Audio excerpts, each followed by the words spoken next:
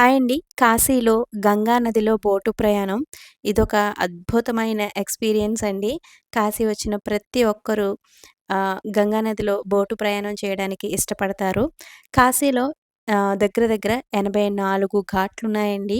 ఈ 84 ఘాట్లని మనం తిరిగి చూడలేం కదా! సో, అందుకని మనం బోట్ ఎక్కామనుకోండి, ఈ విధంగా 84 ఘాట్లు చూపించరు గానీ, కొన్ని ఘాట్లు అంటే ఇటు మణికర్ణిక ఘాట్ దగ్గర నుంచి 80 ఘాట్ వరకు చూపిస్తారనమాట. ఈ గంగా నది ఒడ్డు నుంచి మనం చూసే కాశీ ఘాట్లు ఒకలా కనిపిస్తే, గంగా నది మధ్య నుంచి చూసే ఆ ఘాట్ల అందం, వాటి వైభవం మరోలాగా కనిపిస్తుందండి. బోటులో వెళ్తూ ఒక్కొక్క ఘాట్‌ను చూస్తుంటే, ప్రతి ఘాట్‌కు ఒక ప్రత్యేకమైన చరిత్ర, ఒక ప్రత్యేకమైన ఆధ్యాత్మిక ప్రాధాన్యత ఉన్నట్టు అనిపిస్తుంది.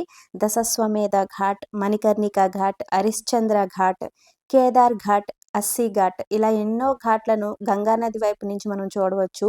ముఖ్యంగా ఉదయం సూర్యోదయ సమయంలో బోటు ప్రయాణం చేస్తే గంగా నదిపై పడే సూర్యకిరణాలు, ఘాట్లపై జరిగే పూజలు, గంగలో భక్తుల ఆధ్యాత్మిక సందడి ఇవన్నీ కలిసి కాశీని మరింత అందంగా చూపిస్తాయండి.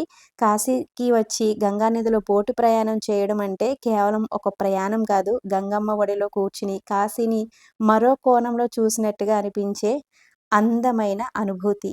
కాశీ వచ్చిన ప్రతి ఒక్కరూ ఈ అనుభూతిని మాత్రం అస్సలు మిస్ అవ్వద్దు. వీడియో నచ్చితే లైక్ ఇచ్చి వెళ్ళండి friends. Thanks for watching. Bye.